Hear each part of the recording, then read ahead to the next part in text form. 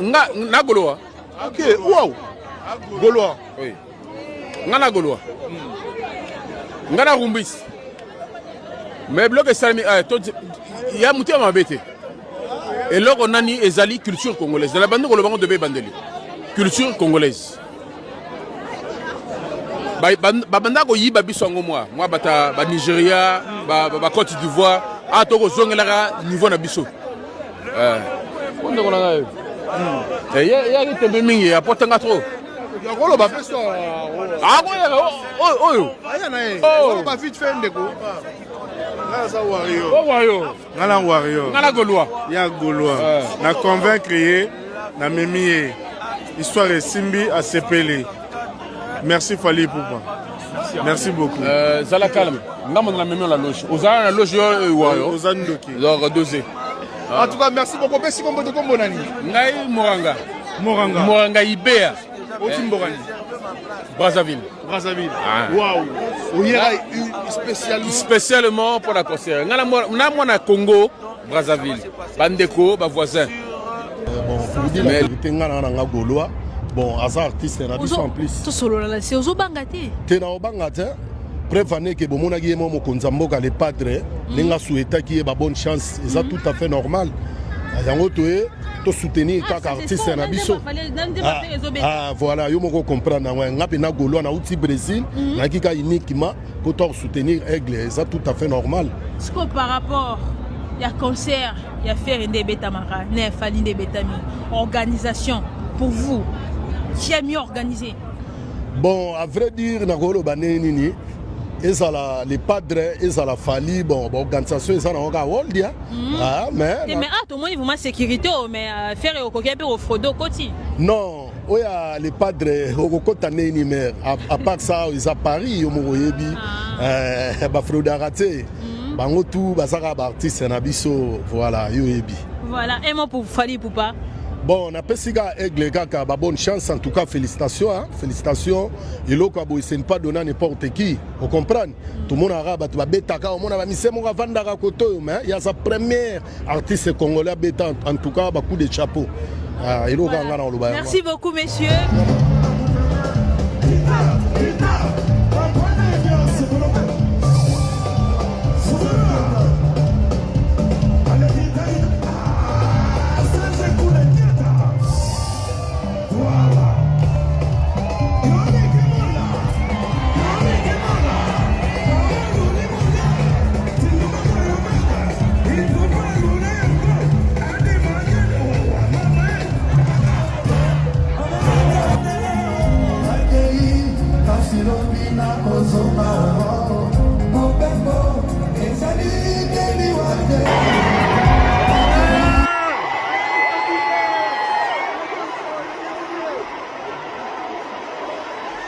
Merci à vous tous. On est venus ici pour soutenir nos grands frères. Ce n'est pas facile. Mais là, c'est les Taureaux qui gagnent.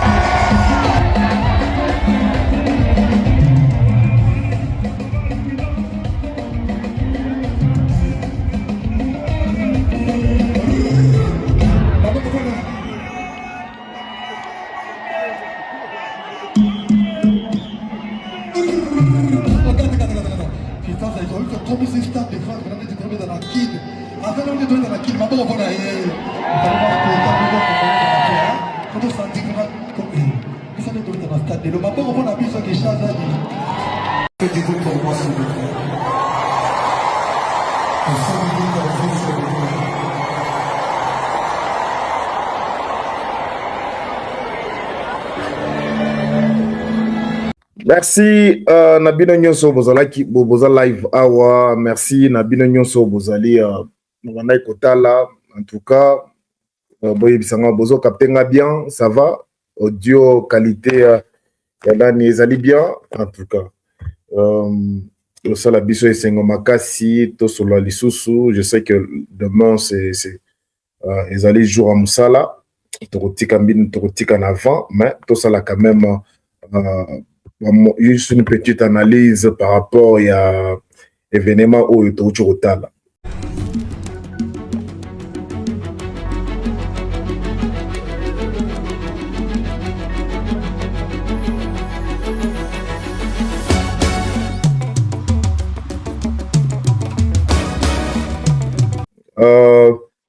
Premièrement, félicitations na Fally Ipupa.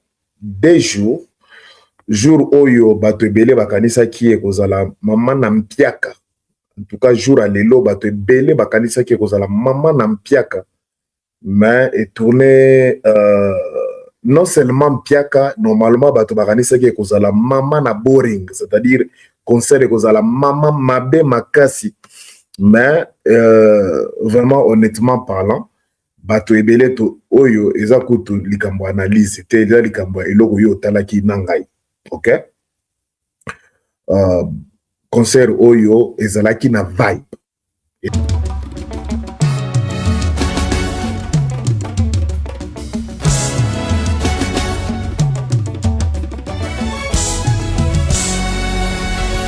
Ezalaki na ambiance koleka concert ya hier. Hein? À part ça, concert oyo ezalaki na vibe, mais ezalaki na planté oyo ya hier. C'est-à-dire, vibe ya lelo, show ya lelo, eleki oyo ya lobby. Mais plein ya lobby, eleki oyo ya lelo. Sur ça, on est d'accord. Mais, en tout cas, félicitations à Fally. Félicitations. Critique et zanga raté. Critique et Goya.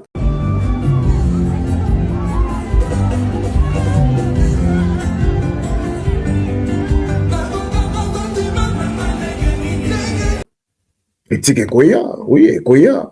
Goya. Tokolobela ba makambo ebele. En tout cas, yoza awa. Aux abonnés dans la chaîne Nabisote, abonne-toi. Ce qui vraiment tu peux. Abonne-toi. Et vous en avez vraiment qui toque au maca si vous s'abonner. Au tika quand même abonné Nabiso. Nous quand même temps na placer parce que yo live mon bimba. En tout cas, si vous tika abonné Nabiso, ça Nabiso moi bien. On aura toujours activé le bouton de notification.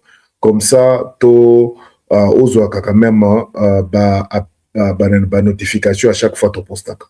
Félicitations à Fally. Pourquoi, selon Ngai, je pense que concert à Lelo ezalaki na vibe. Concert à Lelo ezalaki na vibe parce que ce que tali catalogue oyo Fally Ipupa utiliser Lelo, c'est-à-dire sélection à chant oyo Fally utiliser Lelo, c'est du pur congolais papa. Hein? Mais Nzembo oyo le bébé le pépé le la Nzembo wana mama na chant na zo biso beta na mutu na nga na zo biso na ebité. To etikali na mutu na ebité. À chaque fois na tambour na zaina nzena okumba. Na komi parler mais na ebiso na yoka kyango na karme na bime.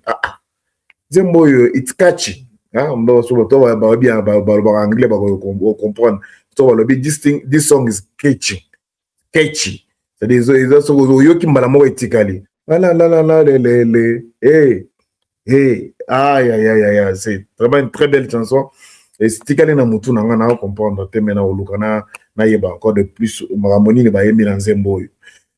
Concert à Fally na lingi ndenge sili hein. En tout cas, vous aussi vous remarquez bien cérémonie et salami na suka balatisi veste à Tamboli.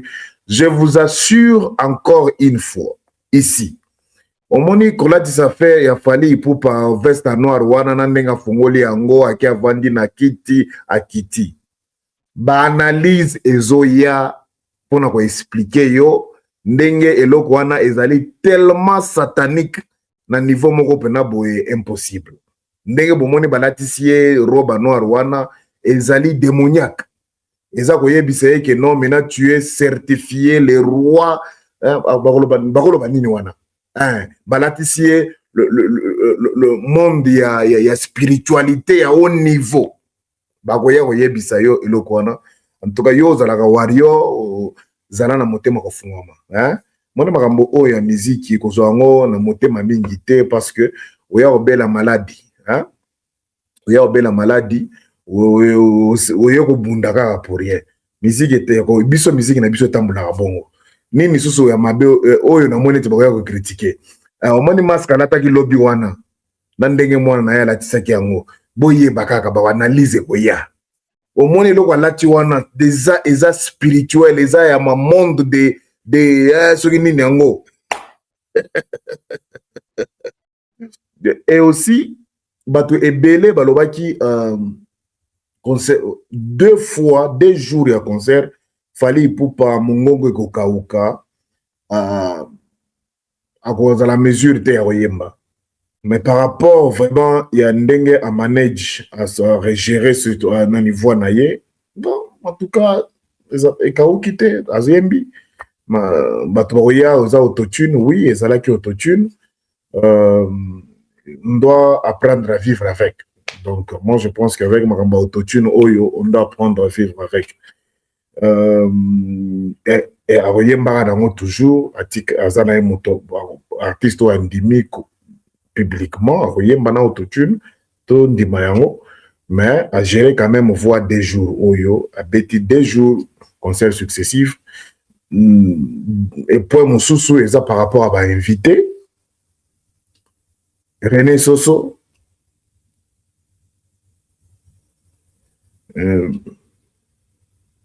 yeah. Merci vraiment, Espérande Mananga. Christ Constant Kabumbe. Oko lingangote Christa. Oko lingangote, mais je te dis que lobby, yomoko tango kovanda. Au moins 100 millions de bateaux, bazo la analyse sur roba noir wana. Yomoko kozonga bi ya moko na bando mona na YouTube. Ayebisa ki biso ke makambo yo egoya. Mais tala lelo oyo YouTube nani TikTok ba moto peli kuna aza sataniste. Yo tango ba koloba makambo wana yo o mi se rappeler. Moïse Mbi alata roba pembe ba finga ye. Kaka fale la tia noir. Moïse Mbi alata ya pembe ba to finga ye ba ya ba ataka ye. Kaka roba noir.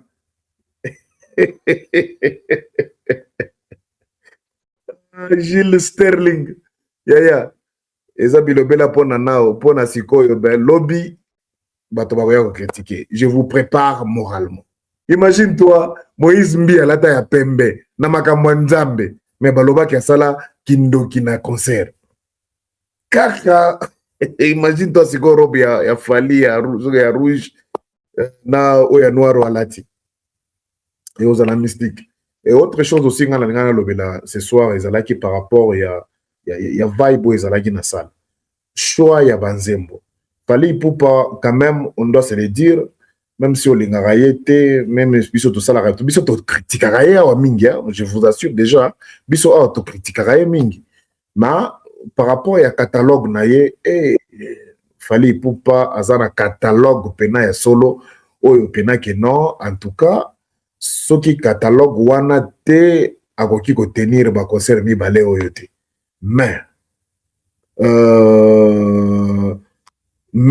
concert oyo par rapport à catalogue a fali approuvé vraiment dans le monde entier que non, en tout cas azali catalogue naie ezali vraiment très très riche parce que banzembo nyo soto ki angote mais quand même azali vraiment na catalogue. Au moins batuloko la ba faire na ba fali faut respecter bango par rapport à catalogue na bango. Bato yo bazana ba hit après hit. Boyoki ndenge bato azemba na stade wana. C'est pas donné à tout le monde hein. Ko beta maintenant zembo du début jusqu'à la fin 2 jours. Bato bazo yemba fali pour pas répéter plus de 3 4 5 chansons terre. A beti quand même ba chanson et belé catalogue na ye et ça dit venant que non bato vraiment bazala vraiment na base la réponse va répondre na ndenge vraiment catalogue na ezala azo yemba parce que des fois ça peut te faire fatiguer hein. Monsieur Gunther. Bonsoir Mélo. Bonsoir chef, comment tu vas? Je vais très très bien et toi-même? Dieu nous fait grâce et vraiment, j'aimerais bien qu'on puisse échanger même pour 30 minutes avant qu'on se sépare. Je ne sais pas si vous avez regardé les concerts. Moi, en tout cas, ça vient de se terminer. Enfin, je pense qu'il est temps maintenant que héritier puisse aussi ouvrir son téléphone et commence le nouveau processus. Il y a featuring na bango oyo il faut pas s'enfermer dans la studio pas pondre le verbe pondre hit. Mais ça, ce n'est pas notre problème. Par rapport à combat des concerts Oyo, c'est le Congo qui gagne au moins Rondeli. Merci pour la parole, merci pour l'opportunité. En tout cas, dans l'andiango, dans le penza mobimbate, mais dans la séquence est belle. Bon, il faut commencer par féliciter l'artiste, son courage. Voilà, donc c'est au délai, il y a Congo, ils en ont art. Individuellement, pour Naïmoko, il faut courage. Hein. Il faut courage pour affronter le communisme et Bandeliti Soukate. Voilà, mais je pense que l'équipe bien. Et le plus important, c'est aussi la présence, il y a Congolais. Congolais, Kolanda, Koyana, quatre événements, c'est ça qu'il faut saluer aussi. En tout cas, là, ce qu'il faut à brève, un remerciement, ton encouragement, c'est d'abord le courage. Voilà, il faut le courage. Par rapport, merci beaucoup à Nassir L'ourson. Fallait pas bêter plus de 40 chansons, si ce n'est pas 35 chansons. Vraiment, il faut aux artistes congolais pour bêter un nombre de chambres. Parce que Bachar Nabiso, on doit signaler que non, Banzembo Nabiso, c'est une minute et demie. Ils ont des fois 5 minutes, mais des fois 4 à 4 mains. Au moins de 3 minutes parce que la place, il y a bien, moi, côté, moi, déjà, il faut qu'on m'attende à 3 minutes, 4 minutes. Avec 35 chansons. Vraiment, ça va féliciter. Hein. Oui, il faut féliciter, comme je viens de dire. Après, discographie Azanango, Azana Banzembo Ebele, Banzembo y a succès. Pour enchaîner en gros, ceux qui disposition les alliés, équipe nous surtout les alliés au grand complet. Et ça, voilà. Pour enchaîner, on est enchaîné en gros, ça normal. Ça possible. Et puis, il y a moi Sali. Je pense qu'à Sali a bien. Voilà. Donc, vraiment, c'est félicitations. Na cadre, on a félicitations parce que Ezaka y était azoyemba. Bon, na ba tupe ba oyemba na ye. C'est ça, en fait. C'est que Eza Banzembo et Touchaki. Donc, on a bana bakendaki concert hier. Bon, Bazaki un peu déçu. Oui, bakendaki Bazaki un peu déçu. Mais, Lelo, lui, que non, il fait pas qu'il aime sur Lelo. Donc, je pense que Lelo Zaki un peu bien agencé par rapport à l'aime hier. Mais bon, Fali, Banzembo, Azarango. Voilà, Banzembo Zali. Voilà. Oui, on touchait pas moi bien. Non, la question on a lobby kaka na cadre parce que quand on a participé à quitter na lobby na cadre car na yo ndenge ozo poser linga ba question.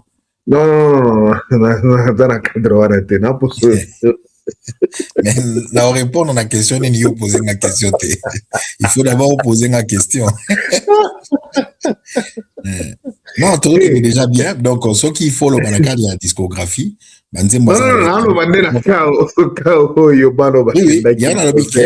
rapport au Baki, il faut que le bango, ils ont Banzembo a succès, et la qui s'y fait qu'ils ont succès pour Badbanda aux Elango. C'est comme moi, c'est comme la Naoloba, Banangatan Bagenaki, Bagina Banzembo, Bagina Posa Bayoka. Quand Bayoka qui a été Bazaki un peu déçu. Lelo Nandenge et Betami, Lelo Banzembo Ming et Betami a succès au Yakala, tu vas se retrouver. Ok. Yeah. Mais des vibe Lelo, en tout cas, Oyoka moto, Toyoki moto, Naba computer, ordinateur, tu sens vraiment que non, Ozali connecté dans le concert Lelo. Lobby, je bon, habité mon stratégie belé, je pense qu'aujourd'hui, tant il fallait me revendre d'habiter. N'engagez discours planifier qui a Lelo, il fallait beaucoup plus congolais que jour ouverture, mais en tout cas, ambiance, c'est là qui est un niveau mon pour Banzembo, Banzembo a droit chemin, Abeti Banzembo Oyo, en tout cas, félicitations. Par rapport au Siko et Anania, ndenge umoni ambiance na Paris, na par rapport à ndenge bamususu Oyo babeta ba concert na poto, na ndenge ba salon ambiance na ba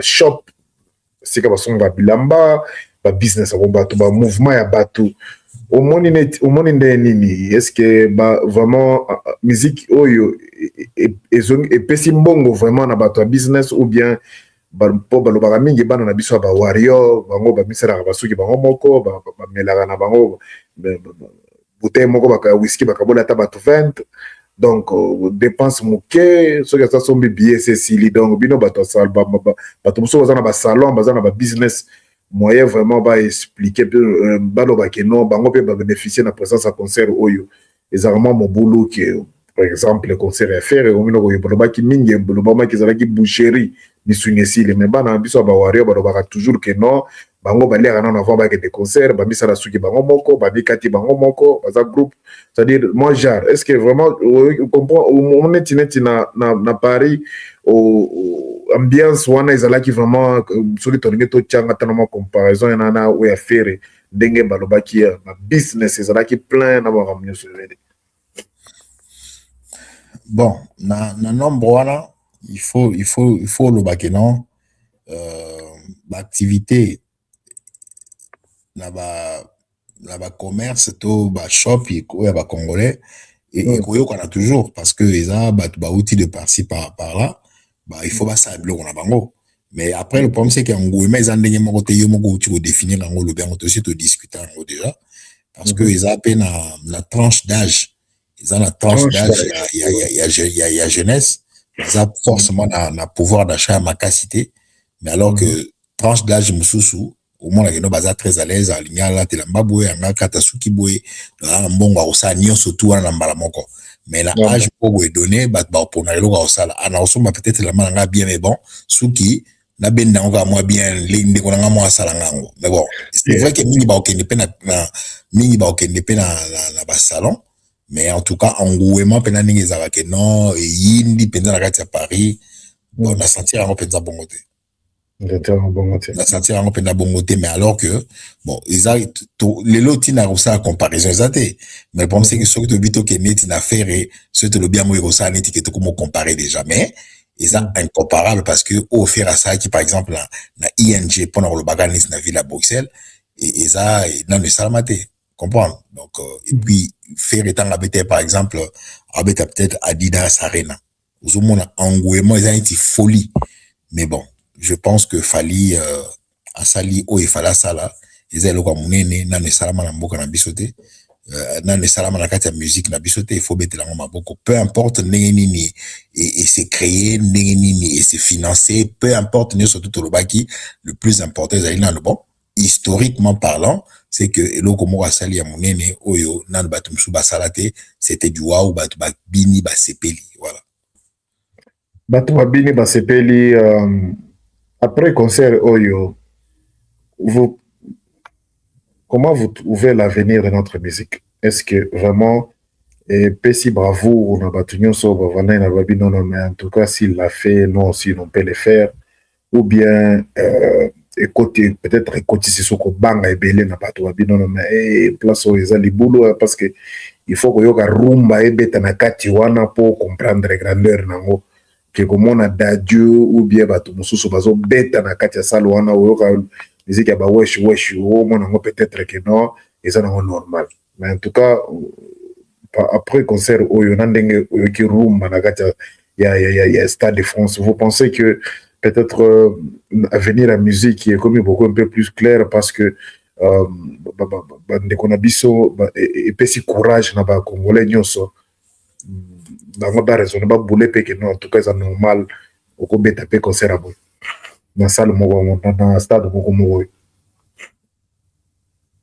bon musique na biso en soi ezaka déjà makasi musique na biso eza déjà tobeta yango déjà bien toza na musique moko ezo identifier biso toza na musique moko oyo esi etambola na mokili musique na biso eza na problème te bato baza na problème eza nde biso bato biso en tant que bacongolais au fait makambo toomona na musique lelo eza kaka makambo oyo tomonaka depuis kala pe neti par exemple mpona mboka na biso mobimba donc mboka moko riche mais bato moko pauvre tana aloba pauvre na aloba na mentalité on comprend donc musique moko riche mais artiste moko pauvres, pas courageux.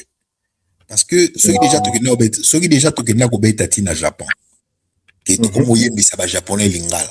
De ngola que musique na biso za musique à pampamate. Donc musique des alliés, yango monita on a salué courage parce qu'il faut avoir courage voilà quand même. Moutoise a quand même la rêve avant de bien rêver. Peu importe talent là et peu importe compétence na mais non na rêver na bete le moins mouné na bete na stade.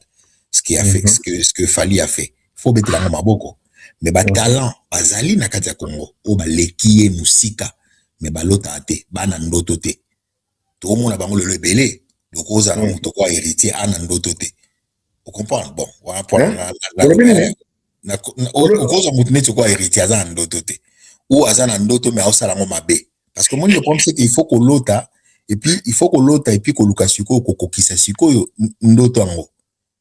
Donc musique na biso eza na problème te tout le monde na ba chanteur tout le banal bateau ba sala ka musique de tous on bateau ba beta ba guitare ba beta o ba créer ka musique o ba créer ba nzembo le son la ni ba popo toza na ba maestro na kati ya Congo mais le problème c'est que désorganisé au comment que non tout ce que tu une musique na biso toza ba producteur te de ba producteur sérieux bazate. Bon, comment est-ce que tu causes la musique ya makasi?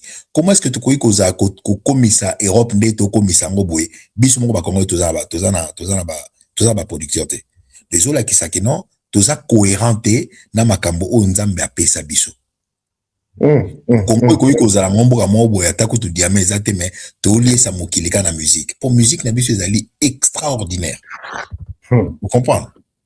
Tout ça, la battu à somme dans talaka ke na Congo wana game ça zara congolais. Talaka ke game ça zara congolais. Imaginez ce ko yo moko. Do ayepe na France awa na nationalité ne congolaise a beta ba hit ya somme. Donc c'est que musique na biso za na problème te. Mentalité na biso déjà un problème. Ko banga ko yeba musala te yango moni déjà bolelo il faut ba ndoto neti ya ba fali faut beta na maboko ba talent neti ya ba faire il faut beta na maboko makasi. Pour musique alelo to mona lelo ndoto ya fali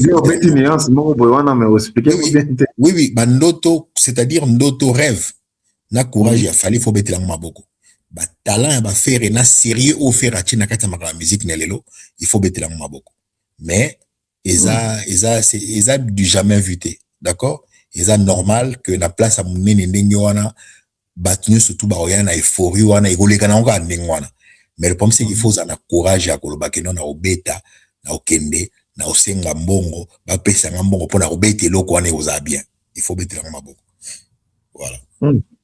Donc musique bref musique na biso eza na problème te batu oyo bazo sala ngonde baza na problème oyebi ke na kati ya Congo ndeza boye tozana ba chanteur neti ba evoloko osoyo ka evoloko azoyemba evoloko aza moto akosa vocal ya 7 minutes azaka na kati ya vocal azoyemba mais ezaka vocal to vocal ya 5 minutes sur monango donc toza penza na ba maestro na kati ya musique na biso talaka ke lokwa kanza za congolais imaginez ce que lokwa kanza congolais donc lelo yo toza batu ya ndenge na ndenge talaka ke na Congo toza na Papa Wemba toza na Lutumba toza na Tabulei toza na Franco donc richesse moko culturelle aux ango idete mais batu o bazo sala ngonde beaucoup d'imposteurs batu a lokuta mingi bakoti na kopango parce que bazana possibilité basa musa mususuté et ça plus facile au sala musala toza na sala au sala musique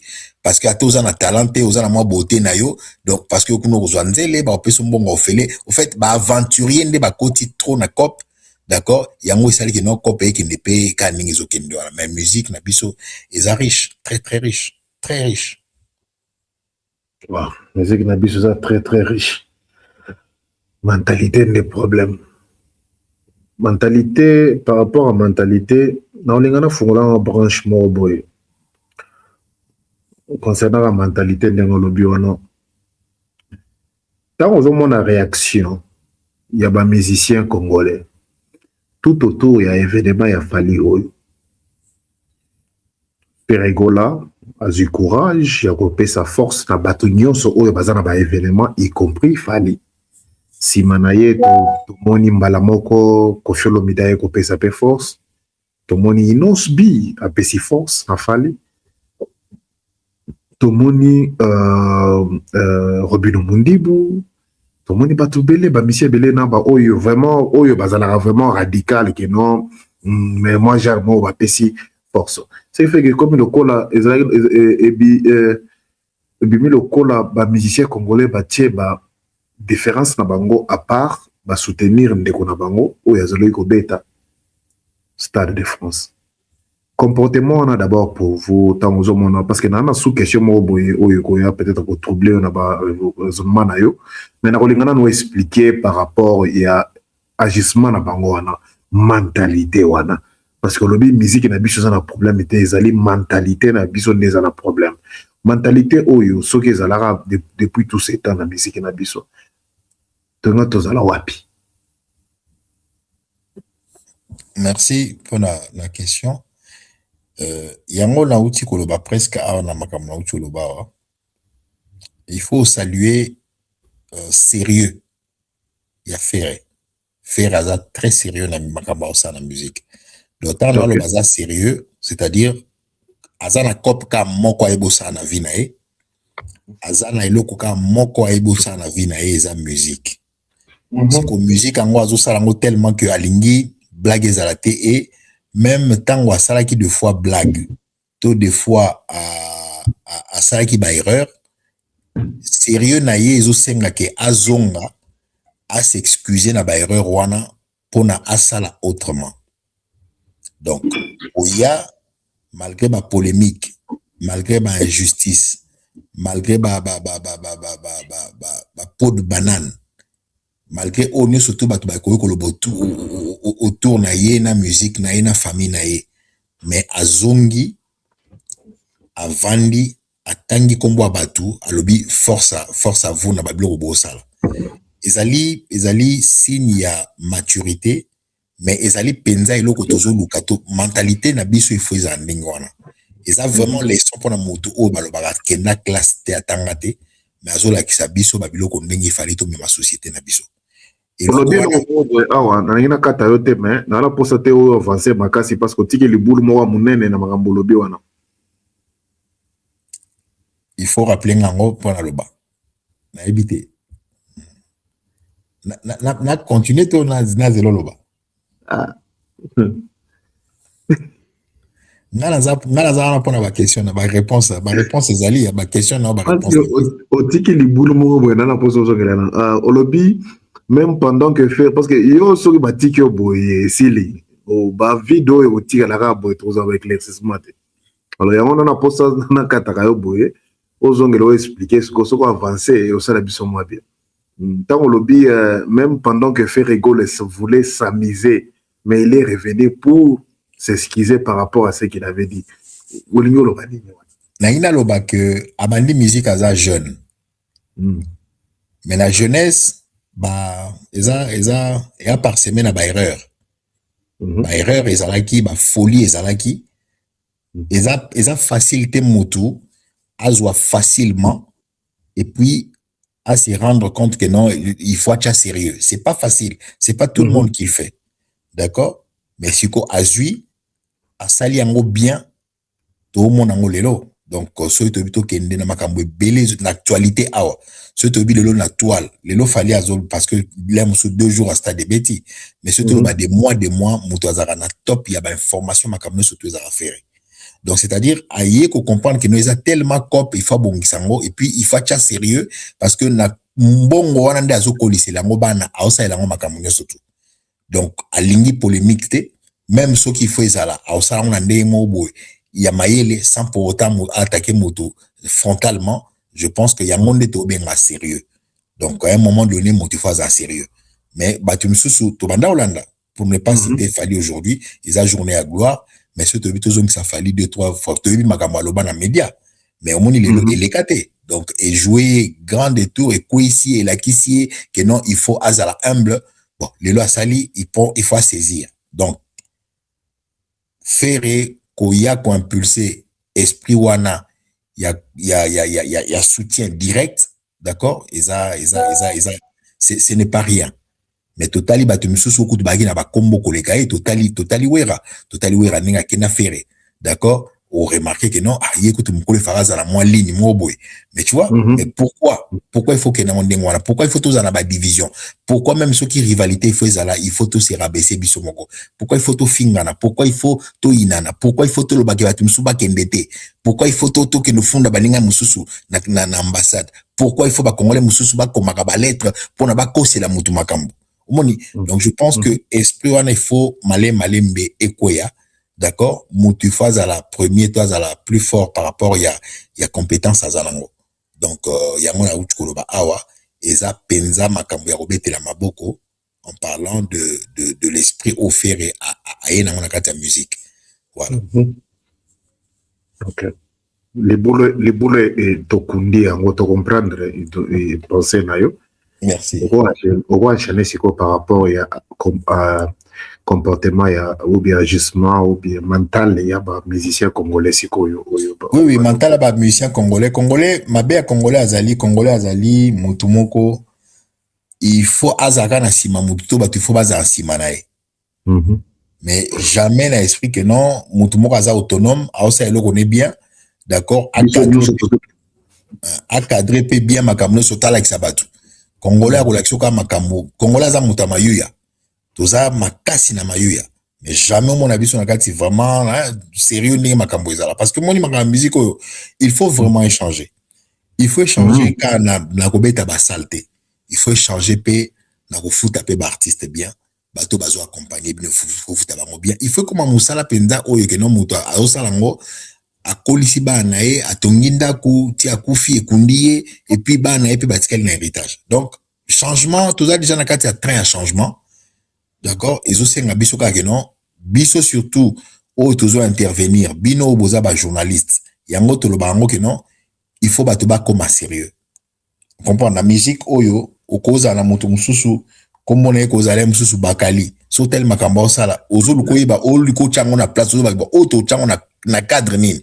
Donc tu vas remarquer que non oza na catégorie ya ba congolais mususu baza toujours na esprit à blaguer. Donc, c'est-à-dire, malgré âge na bango, mais baka ba blague. Il faut coller ça batou. Il faut batou ba comprendre que non, Moussa les a tellement nobles que il faut comporter mes bien. Même Bakofi, à un moment donné, il faut se ressaisir. En tant que grand, il faut moi auteur écoute la kata makambo. Zo moi neti faire nenga auteur. Donc, avant de gagner, c'est pas parce que à Betty à Corarena qu'il faut y atom avimbisa toro na été à salika musala il faut ça là sans pour autant gagner la mingi à l'équina autre chose. Tu vois, c'est cet esprit là de toza ngo posa et kende liboso. Mais batum susu esprit à ma bezanine. Ba esprit à ma bezali oyo ba wenge pe yanango ba quartier la tempe ba kofi ba la kisango to mona ngo pe na ba bani. Donc ceux qui bino boza danser boza ka danser batum susu bazala te. De yo ba ko le kayote. Mais to mona ba match mususu a mona Barcelone et Paulina Messi. Pas poli, mais bavandi kanye ba pesa li pe mbote ba yamani to la match musu eko yasima. C'est cet esprit là, il y a humilité, c'est cet esprit là, il y a qu'on s'accepter, il y a mon démon ça bien. Moni façon na biso eke ne mabe parce que on se tire trop. Si ko bozo se tirer tellement si ko jalousie pe comme bima na parce que mutu musu aleki na talent. Non, yo ko za l'air mususu na force na iza na eloko mo a mutu musu aza na C. D'accord? Donc et cause en ndenge mon côté mais il faut qu'on dimana. D'accord, esprit wana ya sportivité il faut ezala yango nazolo ke non faire apesi biso azali penza aza enseignement mobimba aza penza enseignement parce que batu misusu ba extra batu misusu ba l'extra batu les musuka kolata tous la partie c'est misusu ba c'est bon faut za propre qui tendi faut ezala eza mabete il faut za bien kolata pesa ka bien taneti yo melo za toujours propre wana eza école papa wemba mais eza mabete mais ba faire pe ba une esprit mususu que bois ba jeune a mbongo so ekoti somba lopango te banana tu vois donc nyonso ya no ba kutu makambo lopango tabi soko zimbongo brick gebela brick. Donc yango après bah il faut bah voilà après ceux qui photo ça l'analyse comparative les boulous monsieur Zaïsus le bananga ni na éviter le pesa nango. OK olobi eloko moko boye awa olobi il faut musique ekoma moyen ya kovivre ya bamusicien atangisi bango bana classe ayekolisi bana classe akufi musique oyo abeta ekundi ye parceque question moko ezo eyeli nga na façon raisonner na nga na tali na bime po makambo esala il faut framework babengo en anglais framework c'est-à-dire batie façon moko boye oyo ekozala standard pas ya gouvernement po agérer façon oyo musique mpe ezali ko régulier yo anglais hein na makambo abele akoloba me nde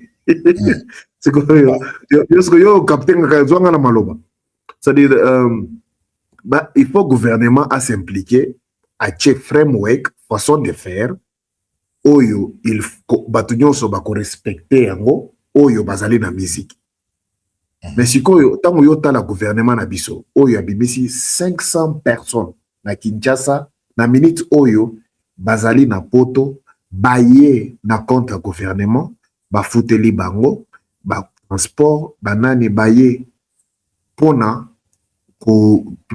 participer na concert oyo baye journaliste influenceur na artiste mususu oyo comédien ou bien mususu baye na poto ezali ekubisa ezali na compte ya falite mais bimi na compte ya gouvernement oyo ameni bango pour preuve na lingina ochela yo vidéo oyo comme ça na continuer na question nanga parce qu'on se retrouve ici c'est grâce à la ministre de la culture art et patrimoine de la RDC Yolande Madembo qui a permis à ce que les artistes les influenceurs journalistes culturels que l'on se retrouve ici dans ce cadre question de vivre et de rendre mémorable cet instant. Donc après oyoki yango donc pona ko na toloba to bazala sûr que tant toloba makambo yo tozoloba parce que to ini falite. Non, c'est lui il est là à Paris, c'est parce que le ministre et tout ça on les a amenés à Paris. Bon, question etikali faire ego la zaki pe na ba concert na ye, o eza sous question hein, sous question na bité sous question na liboso. Na landi yango. OK.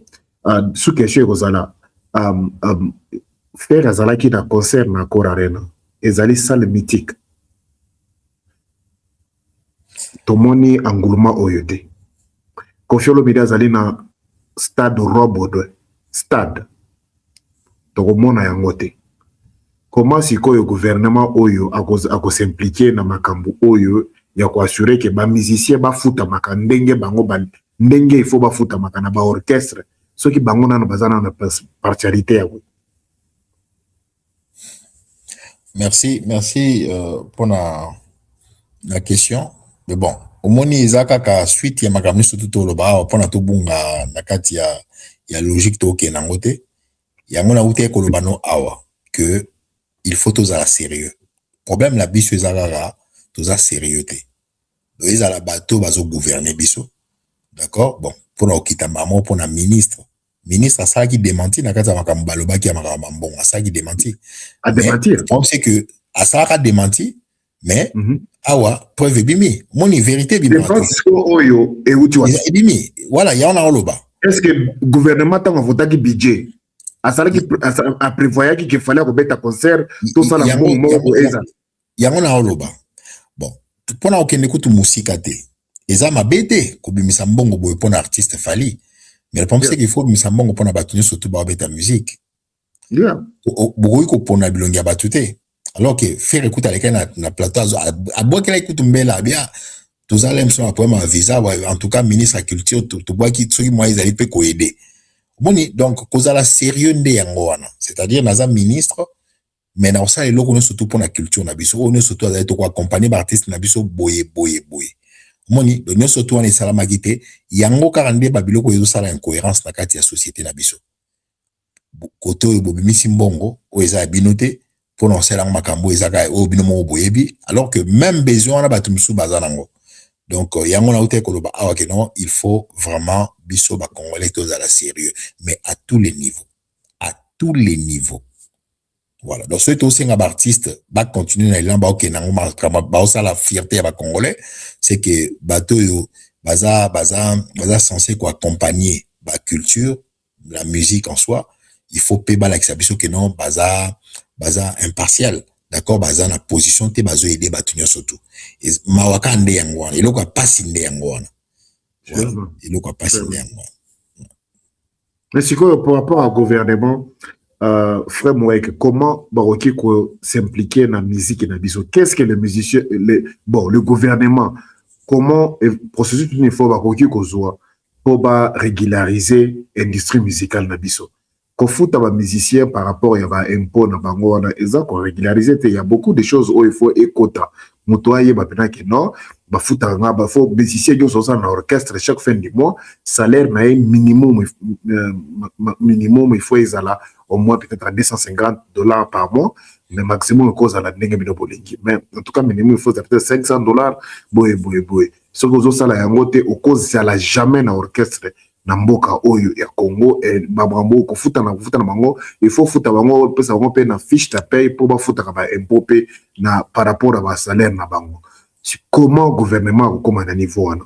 Parce que ceux qui doivent continuer au lobby que il faut musique comme source de provision ya batu oyo bazo sala yango. Pour na ba leader oui, mais pour na ba musicien sikoyo o ba sala ba mouvement na bango yo moko yebi fallait pour malgré au moni stade de martyr et tout de France et tout boye ba musicien oyo bazali na contrat ya groupe d'accompagnement mais bazo travailler comme orchestre déjà ce que gouvernement na biso alingaka tala le kamboyo eza déjà eloko moko ya mabe o eza déjà wana aux yeux de tout le monde. Na TVC Galobi Atelier Kuyango azali mon ami d'enfance, il est mon chef d'orchestre. Tant que comme paiement, ils sont payés comme le groupe d'accompagnement. Donc déjà, ils ont déjà mabé déjà. Groupe d'accompagnement, ils ont la sorte de bêti de boli, ceux qui bêti de boli était. N'année où il fallait bêti ceux qui dit ceux qui cette concert. Donc dans cette concert wana, donc ça vous aura cette salaire. Mais ce salaire à moi ils a combien? C'est ça le problème. Donc il y a un moment maintenant que non, il faut vraiment tout le gouvernement a impliqué. Qu'est-ce qu'ils doivent faire en premier lieu pour recruter, pour recenser l'orchestre, pour que l'orchestre réunion soit officiellement enregistré dans le Carabiso. Il faut ça là, premièrement pour avant tout comme attendre makambo pour régulariser l'orchestre réunion sur le Congo. Bon, en tout cas, il faut dans nous un projet moko ezala bien élaboré au niveau il y a ministère, au niveau il y a gouvernement, d'accord, il y a pouvoir, c'est-à-dire un projet vraiment travailler dans le cadre moko il y a quoi élever culture, d'accord, politique culturelle moko il y a bien, d'accord, parce que ce que tu as directement dans salaire na rome mon pen armée na fonction publique et là on y bat bazora malonga na salaire, est-ce qu'ils ont un salaire to éviter. Donc je pense que esa question mon mais moni ba musicien déjà baza ba entrepreneur bango moko déjà ba musicien en soi ba tout mo ba kota mbongo déjà na ba œuvre na bango, il faut siko ka ko protéger ba œuvre na bango et puis ça bango ba droit na bango directement et puis l'état ay ba pe ko longola ba impôt na directement. Donc bon c'est comme ça que protéger ba impôt. Encore une fois, les bénéficiaires ici, ce sont des chefs d'orchestre, c'est ça ba président mouvement. Ils allaient ba leader, mais le musicien qui travaille dans leurs orchestres ne vaut pas assez bénéficier na ba protection des impôts et tout ça. Parce que même s'il gagnait 100 millions de dollars na ba protection d'impôts, si le paiement n'est pas régularisé, ces gens-là vont foutre 100 millions, mais foutre $10. Il y a un gros loba, nous surtout ils ont senga que projet moko ya makasi ils allaient élaborer dans sens où on a que mouton surtout na eloko ata ya moke azo sala akoka se retrouver dans mon droit d'auteur droit d'auteur donc mi awa mindele ba sala nango black terre soka ça qui création na moko soko me ko utiliser ngo na minute, na seconde, c'est à la seconde, ça peut être une photo, ça peut être une image, na seconde, on a déjà contacté parce que protection est allée. Donc, il faut, bah, Congolais, oyo, baza peut-être na, bah, IDT, et ça, bah, secteur, il faut, bah, tout, bah, qu'il y ait classe, bah, tanga, pour na, koyeba, faire avancer ma comme la cadre mot culturel les a source mobimba ya ba revenu parce que ba misala aussi créé na sens wana mais ko sala que non ba tout nyonso to baza ba intervenant na kati ya ba musique ni to mona boye nyonso to se retrouver moni voilà ah ils a simple là to landa ba émission belé donc art na poto to musique des ali boye musala nyonso to muto osala à cause de l'amour quelque chose mais ça direct et ça en coup tu as ensemble ça déjà le contrat est déjà là ma camion surtout les alliés donc il y a on a autre que ba awa déjà que ba orchestre tout artiste ba on baza ba auto entrepreneur donc seulement l'état il faut ce kazana na mbongo ko futa so indeni nité par rapport à éviter ceux qui a chômage ndeni mais bon d'accord à créer dans ba structure et ça là que non na mbongo déjà ya artiste ndenge kota geza la protéger parce que na kati on a yaza na ba impôt à kozwa moni donc il faut aligner kota mobimba mais bon biso to zandengo na te donc to yibi ko to biloko to tekate d'accord to éviter prix à marché to éviter donc il suffit donc en fait to zana no kaka na kati ya prix mangondo même tant to diriger mboka donc yango wana nde siko eza mawa mingi il faut to yeba côté krabilo qu'on a juste valeur nango. Donc, ils ont m'habité pour réorganiser la société dans le sens où, parce que ceux qui ont un salaire décent à vivre bien. Mais ceux qui ont un salaire, ils ont tout le monde dans la Kinshasa, ils ont condamné à tout le monde à la pauvreté. Alors que les gens sont censés vivre dans le Congo. Donc, il y a un peu de faire évoluer. Mais, gouvernement, ministère, il faut baser la penza,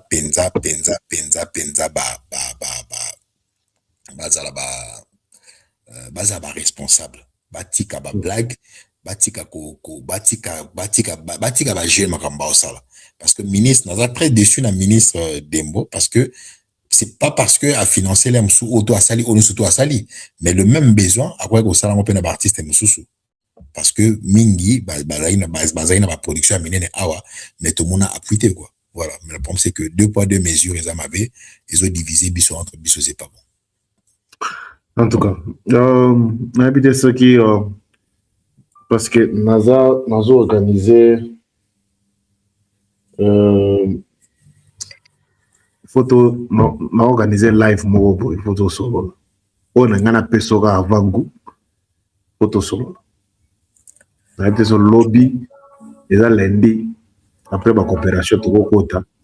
Na draft de questions aux ezali ba question o ya ote au moni plein au moni ya wa bayebi na autotune ma question pena o ya ko faire avancer musique na biso on doit en parler demain ce que vous allez disponible en tout cas on va organiser live mo tout solo pour la mkonini lundi sera libre oui il y a pas de problème donc de toutes les façons événement eleki tous libre c'est quoi tous libre tous onga mais bon quand on ndenge yo salaka ils ont l'objectif ils ont la voilà donc on est là bien mais makambo eza belé ya koloba voilà mingi ya kobongisa nazo bongisa c'est so ko sai live il y a pas de problème ils sont bienvenus donc l'argument ils ont argument to vandisi on a mali bokolo mabulu to la sous lobby lobby en tout cas prenez rendez-vous on sera ici demain vers 21h. On va parler sur beaucoup de choses. Ça sera toujours tout autour. Il y a concert où il y a fallu Poupa. Alors, mes chers amis, ceux qui vous allez au CPLI et tu penses que le peu que tu as écouté ici vraiment t'intéresse, abonne-toi, partagez. Comme ça, on prend rendez-vous. Demain, on va développer maintenant. On va aller vraiment en besogne. On va aller vraiment deep pour qu'on puisse développer aussi de certains aspects au Yoto. Et aller vraiment